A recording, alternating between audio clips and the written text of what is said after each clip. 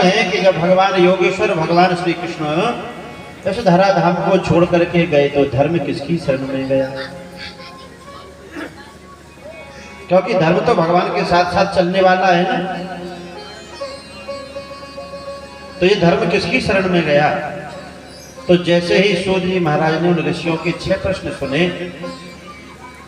और देखो इन्हीं 6 प्रश्नों में पूरी भागवत का की कथा है, समाधान है 6 प्रश्नों। पहला प्रश्न क्या किया था कि हमारा परम धर्म क्या है? तो सूत जी महाराज ने पहले अपने गुरुदेव सुखदेव भगवान को प्रणाम किया। रोमहर्षण सूत हैं ये, रोमहर्षण के पुत्र। अपने गुरुदेव को प्रणाम किया पहले सुखदेव भगवान को, भगवान के 24 अवतारों में नर नारायण को प्रणाम किया, भगवती सरस्वती को प्रणाम किया, और उसके बाद पहला जैसा प्रश्न है सूत जी महाराज का वैसा ही उत्तर दे रहे हैं, समाधान कर रहे हैं। सबई पुंसां परो धर्मो यतो भक्ति रधो छजे अहेतुक्य प्रतिहता ययात्मा समुप्रसीदति।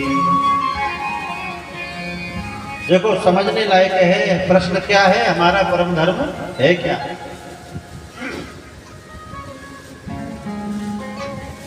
तो हमारा सबसे पहला जीव का परम धर्म है तो भगवान की हेतु रहित भक्ति करें।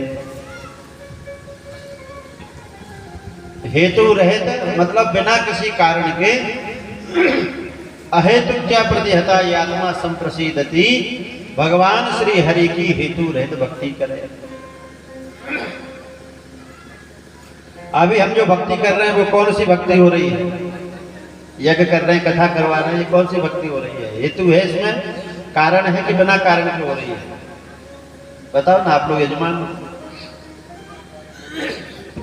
बिना कारण के है ना? क्या हेतु है? कारण है भाई। कारण नहीं होता तो आप यज्ञ में जब बैठे तो संकल्प में क्या क्या बोल लिया आपने? अप्राप्त लक्ष्मी प्राप्त अर्थम, प्राप्त लक्ष्मी चिरकाल संरक्षणार्थम, सब जगह हमारा ही नाम हो,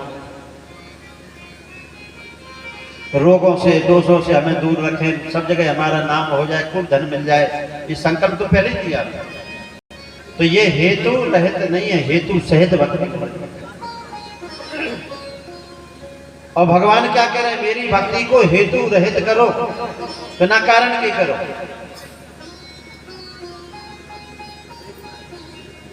मैं अगर चाहूं तुम्हें तो कुछ न देना तुम मुझे, वरना आशिक नहीं मजदूर हो जाऊंगा मैं। हेतु रहित भक्ति का भक्त कहता है भगवान यदि मैं तुमसे मांगू भी, मेरी मांगने की इच्छा भी हो जाए तो मुझे देना नहीं, क्योंकि मेरा स्वभाव है मांगने का। अगर मैंने कुछ बदले में मांग लिया तो फिर मेरा आपका संबंध खत्म हो जाएगा, फिर तो मजदूरी हो जाएगी। आपने घर में बुलाया मजदूर वर्ग के लिए, वो आ गए, काम किया पूरे दिन, और आपने मजदूरी के बदले में कुछ उनको पारिश्रमिक दे दिया, धन दे दिया, तो आपका उसका संबंध समाप्त। तो ऐसे ही है, हमने भगवती के ऊपर नारियल चढ़ा दिया, पूजा कर दी, भगवती ने हमारी इच्छा पूरी कर दी, बस हमारा संबंध समाप्त है।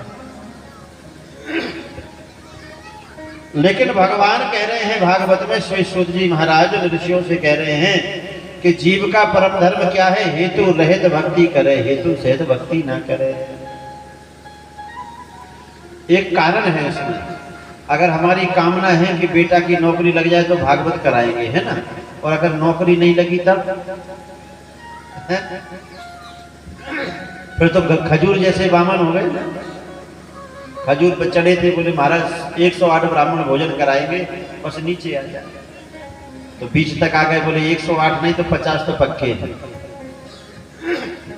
और नीचे तक आए थोड़े से, बोले 50 तो बहुत ज्यादा हो जाएंगे, 21 कर देंगे। और एकदम नीचे आ गए तो फिर कह रहे महाराज जब समय बहुत कम है मेरे पास में, बहुत व्यस्त है, जब समय मिल जाएगा तब 1 ब्राह्मण जमा देंगे। फिर 1 भी नहीं, इसे क्या कहते हैं कि अटकी के लिए हम भगवान को भज रहे हैं।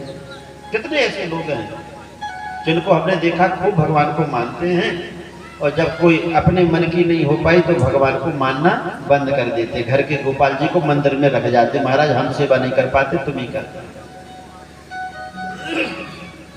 तो ये कौन सी भक्ति हो गई? ये तो हेतु सहित भक्ति हो गई ना। किसी कारण से हम भगवान को भज रहे हैं। देखो बिना कारण के अगर भजन करोगे तो अगर हमारा कुछ बुरा भी हो जाएगा ना तो उसमें हमें भगवान से द्वेष नहीं होगा, हम भगवान से विलग नहीं होंगे, उसमें हम स्वयं को ही दोष देंगे कि मेरा ही कोई दोष रहा होगा इसलिए आज मेरा बुरा होगा।